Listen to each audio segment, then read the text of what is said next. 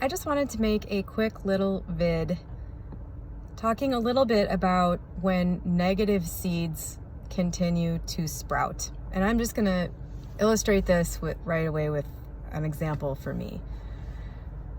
When I started to build my business and my finances began to get better and better, that was a period that took about 5 years, from when I was just flat broke to when I was to the point where I was getting ready to put a down payment down on a house.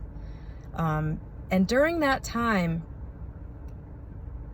there were probably 3 or 4 sort of big financial incidents that happened. And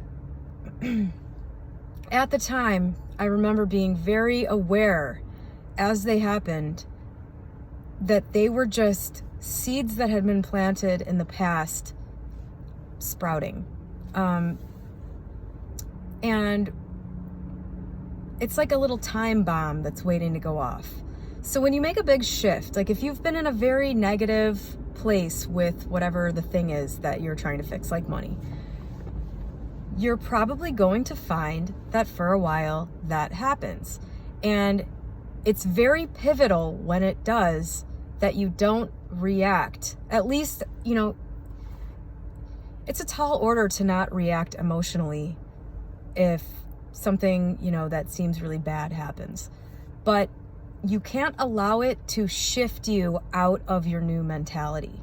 That's the thing. A brief detour back to the dark side is not going to ruin everything that you've planted. But you have to come back to the right state of mind and simply realizing, or even, I don't want to say expecting these things to happen, because you don't want to expect bad things. But when they happen, if they happen, it's very important to consciously realize that it's just remnants from the past. It's just the shadow world. And sometimes there's a time delay even for bad things that you've planted in the past to happen. And they can continue to happen even when you're in the right state of mind presently. If you can just sort of see a bad thing that happens as, oh, there's one of those things from the past, just gotta let it, have the whatever effect it's gonna have, and, move forward, continuing to have the state of mind. Eventually those things will stop happening. I can tell you that. I would say my financial journey took about 7 or 8 years.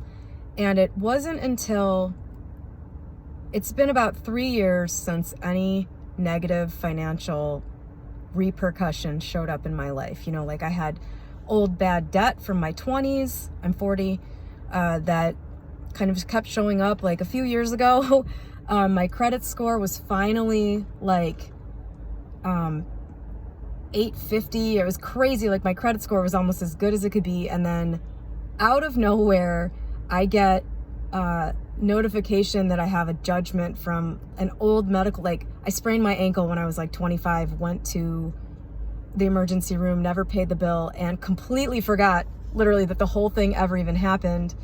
And then in 2017 or something, whatever, it was right at the end of the time limit where they can collect, I got a judgment and it knocked my credit score down to 675 or something. And I remember just kind of throwing a fit in my mind, but you got to get a hold of yourself and just realize that it takes time for all of the new seeds that you're planting to grow into this beautiful garden. And sometimes you don't know that there are some weeds still ready to sprout. Eventually, when you're doing this all the time, when it becomes a way of life, you will get to the point where there's nothing left that can come back and get you. And it applies to all the different areas of your life, not just money, but money is a really easy cause and effect one to illustrate with.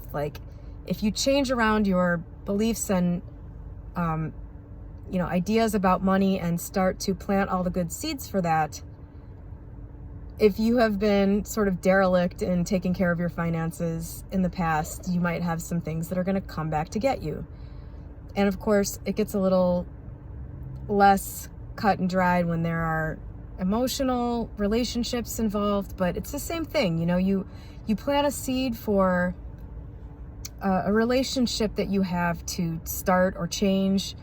And, you know, seeds from the old relationship may still sprout, and you have to approach those with your new state of mind and deal with them from this sort of new higher level of understanding and consciousness that you're developing. Because a lot of people sort of dip their toe in the water with, you know, changing their consciousness, believing that they have control over creation, and then something from the past comes up and they just throw it all out the window. Oh, this doesn't work.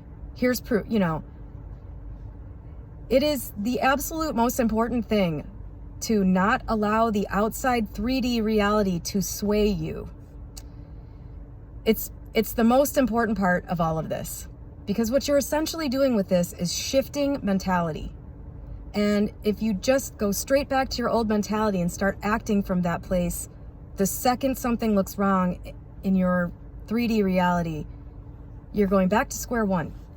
So don't do that, is my message for this beautiful February morning. Stay the course, and don't be shocked or discouraged. Don't give up when an old shitty seed starts sprouting a weed. Just recognize it for what it is. Go back to your old mentality go back to your good mentality. Let go of the old reaction as soon as you possibly can. You know, I think it's too tall of an order to just say don't react. If you can, great, but you know, having an emotional reaction to things is, you know, normal, especially if you're fresh into this. It's going to be really hard to completely ignore it. Just take my word for it that as long as you go back to the right state of mind, your emotional reaction isn't going to plant a new seed that's, you know, it's all good. Work the process, stay the course, try not to react, come back to the right state of mind as soon as possible, and you're golden.